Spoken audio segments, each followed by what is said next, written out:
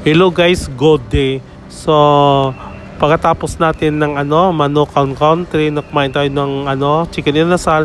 So, bala ko naman guys pumunta ng Bacolod Public Plaza. So, nagtanong-tanong ako dito kung saan ba yung yung plaza. Sabi nila walking distance lang. Akala ko kasi sasakay pa ako ng jeep papunta ng ng Bacolod Public Plaza. So, malapit lang pala guys. So, ito na. Maglakad-lakad na tayo. So, dito tayo dadaan sa kilid ng kalsada kasi yung sidewalk may nagtitinda. So, hindi tayo makadaan. So, sa gilid ng kalsada tayo dadaan patungo sa Bacolod Public Plaza.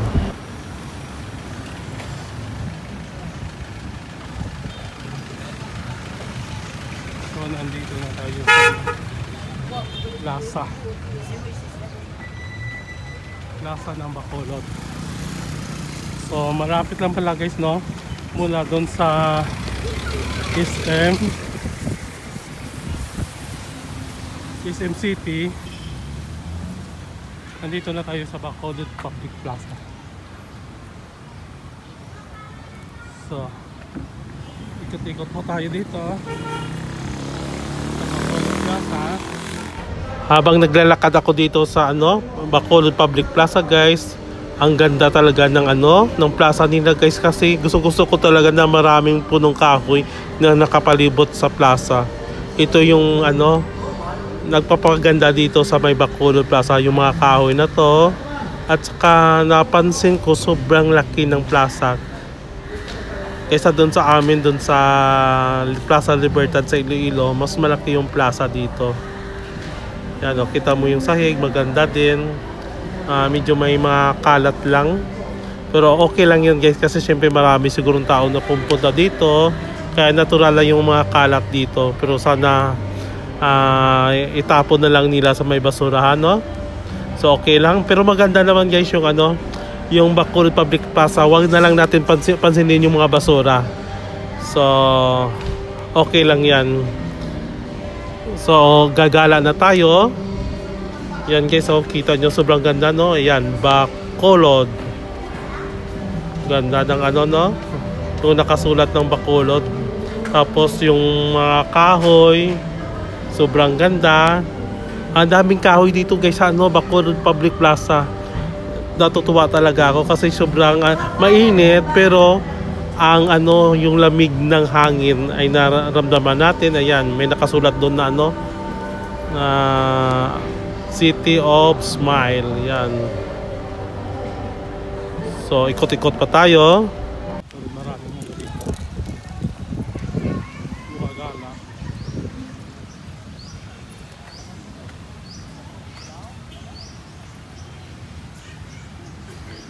Sarap magtambak. Yun guys, narinig nyo parang may sumisigaw doon, pero bad words yung sinisigaw niya.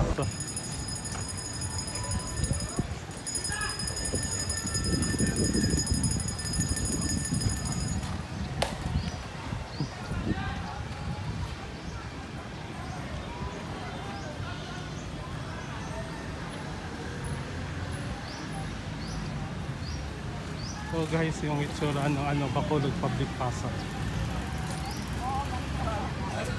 May mga rin dito,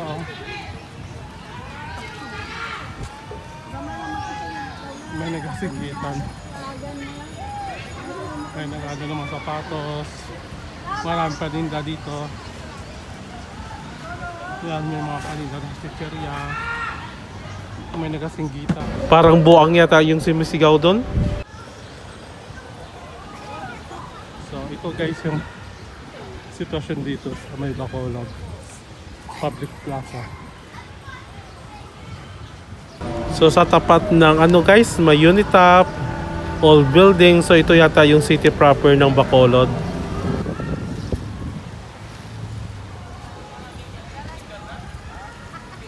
Masaya dito guys sa Bacolod Public Plaza kasi maraming nagtitinda, may nagmamassage, tapos may may naglilinis din ng kuko, yung nagmamanicure. Yan, nakikita ko rin doon. So puntahan natin yan sila. Massage ng pamanicure. Yan.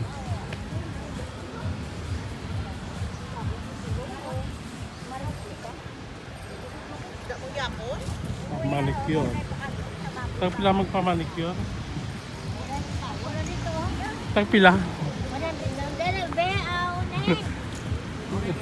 Hindi, mangkot lang ko.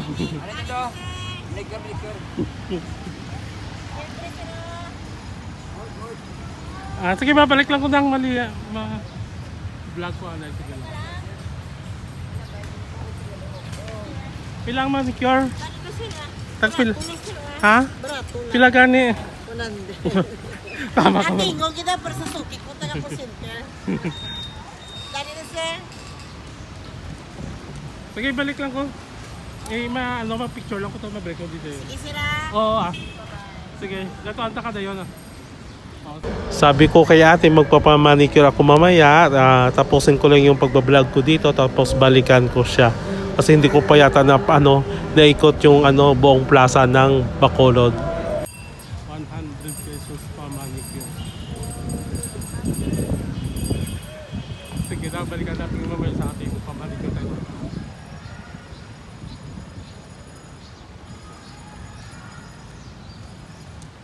Ganda ng gazebo. Ganda talaga guys yung Bacolod Public Plaza. Sa totoo lang maganda siya, malaki. Kaso lang yung problema yung mga kalat ng basura yung tinatapon siguro ng nagmamasyal dito, hindi na nila nilalagay sa basurahan. Pero kung nilalagay nila sa basurahan siguro guys, maganda yung Bacolod Public Plaza. Konting disiplina lang naman yung kailangan natin, So,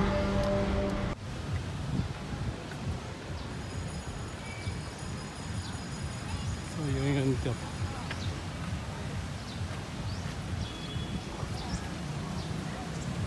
So, balikan na natin si ate. Wow, ang cute ng aso niya, oh. Wow, ice cream. Mamaya bibili ako kay kuya. Manicure muna ako kay ate.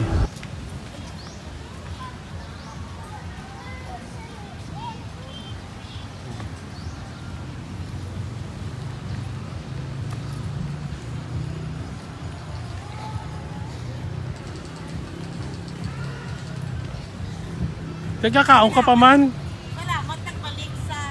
Di ba kasi balikan ka? Bumalik na ako kay ate, kaso lang nakita ko siya na kumakain. Siguro nagugutom na siya. So sabi ko sa kanya, kain ka muna. Pagkatapos mo nang kumain, saka na lang ako magpamanicure sa'yo. Enjoy yourself, take your time. So, tawang-tawa naman siya na na bumalik ako sa kanya. Sabi ko naman kasi sinabi ko na babalik ako. So sabi niya, upo ka muna, hintayin ko lang daw siya matapos kumain. So guys, pakinggan nyo na lang yung kwentuhan namin ni ate. Nakakatuwa naman si ate kausapin. Why sobra? Wala yung daga. Wala, kita kulang pa isa ako. Kung namin. Namin inasal na. Oo, namin inasal na.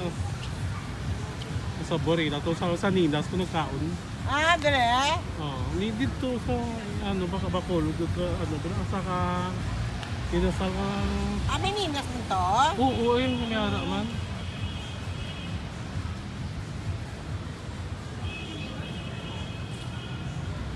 Pwede gidya may nagapadilig sa plaza tapos no, kabay alam nila no. Para ako lapta lang mga basura nila. Di ba gidya may nagasikaso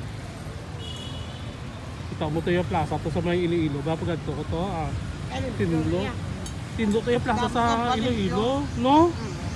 Kaganto man to si Lilo. Limpyo Ilaya Plaza. Doon sa Bacolod Plaza ay. Doon lapta lang basura. O gani man. Hindi ba lapta ang basurahan? Wala na silang labuyan. Gani, wala sila labuyan. Dapat may alabuyan ka basura, no? Para at least doon may magato man mga turista ba daw, hindi ka man mahuya. Kaway ka lalakta mabasura. Sa una, dapat di basurahan. Sabihin ka na malisok basurahan. Subong daw yung pabayanan, no? Pabayanan nilang plaza. Kataw mo. No choice. Katuto doon, kataw sa plaza ng Bacolod, Oo. No? Pudaw mo kahoy daw, no? Yan kayo, Dapat. wala pa. Yan kayo na problema na pabayaan na. Tapos lakatyas ka din lang dito. Diba may mga basura. Sige, tapos na. Tapos So, na. manicure na. Tapos ang tingin ta. O sige guys, pamanicure na ako kay ate. Nagpalinis na ako ng aking kuko kay ate. Pagkatapos ng linis, gagala ulit. So, enjoy. So, habang naglalakad ako guys, may nakita akong basag na bote ng soft drinks. Delikado to guys sa mga bata. Lalo na pag nakapaan, masugatan yung paa nila. Sana hindi na lang nila binasag yung bote ng soft drink. Tinapon na lang nila sa may basurahan. So, bili na tayo guys ng dirty ice cream. So, ito yung dirty ice cream is only 30 peso. Isang baso guys is only 30 peso. Sige, isa mangyari. Ice cream. Habang bumibili ako ng ice cream, nakikita ko si Kuya nagwawalis ng mga kalat. Buti naman nandito si Kuya, taga-walis ng mga kalat dito. So tatulungan natin guys si Kuya na magtapon ng ating basura sa may basurahan para hindi na mahirapan si Kuya na magwalis pa, no. So meron naman pala guys nagwawalis dito sa may plaza.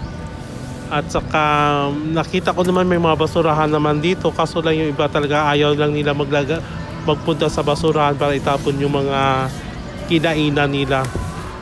So kain na tayo guys ng ice cream. Nakakamiss kumain ito ng dirty ice cream sa Bacolod Public Plaza. Kain tayo guys. So hanggang dito na lang guys. Thank you so much for watching my vlog.